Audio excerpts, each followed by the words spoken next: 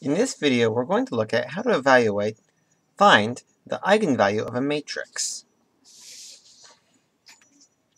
We begin with a matrix times a vector we call the eigenvector. This matrix times the eigenvector is equal to eigenvalue times an eigenvector.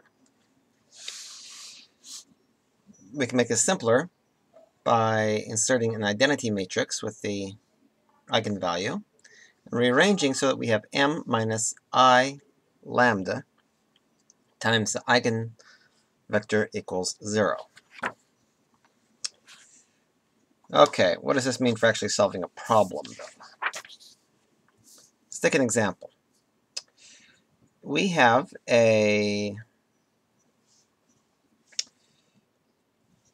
this will only equal 0 if the determinant equals 0. So we're going to take a perfectly ordinary vector, or matrix, 2, -4, -1, -1, and we're going to do m minus I lambda, since the identity matrix looks like 1, 1, 0, 0, 1, then this really becomes lambda 0, 0, lambda. So we take our matrix up here, and we say minus lambda, and we take the determinant. So the determinant here would be 2 minus lambda times -1 minus lambda.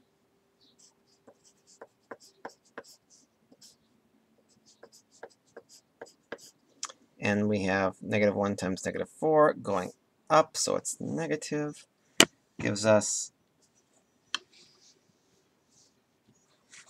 -4 equals 0.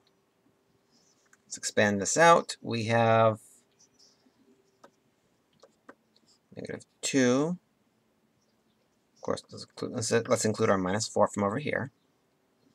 We have negative lambda times -1, 2 times negative lambda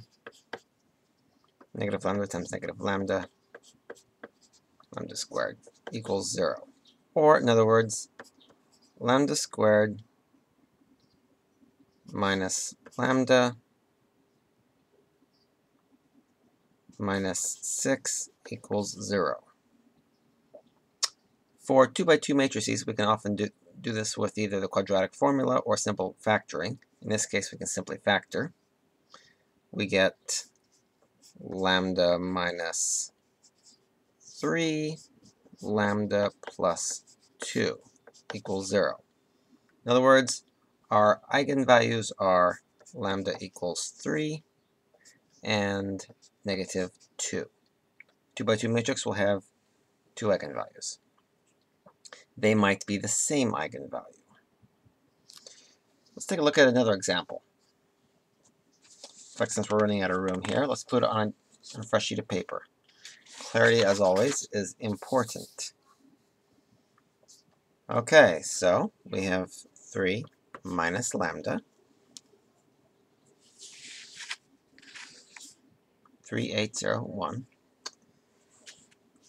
3 minus lambda, 8, 0, 1 minus lambda. We'll take the determinant. That is 3 minus lambda and 1 minus lambda. Oh, 8 times 0. That simplifies it greatly. Equals 0. In this case, our work is already done for us. We simply need to point out that 3 minus lambda gives us 3 and 1. This is the same procedure we would use for using a more complicated matrix, such as a 3 by 3 or a 4 by 4.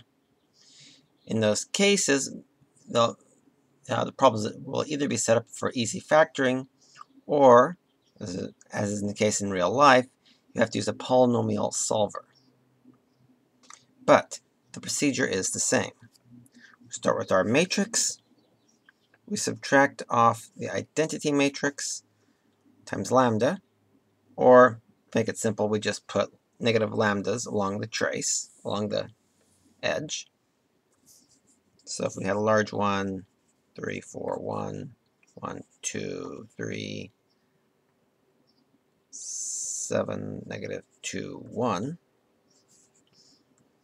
If we wanted to include, if we wanted to find the eigenvalues of this, we would do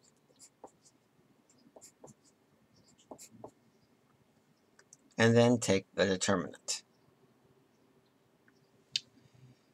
And once we had the determinant, we would set the determinant of this, I'll call this m. The determinant of m equal to 0, and solve.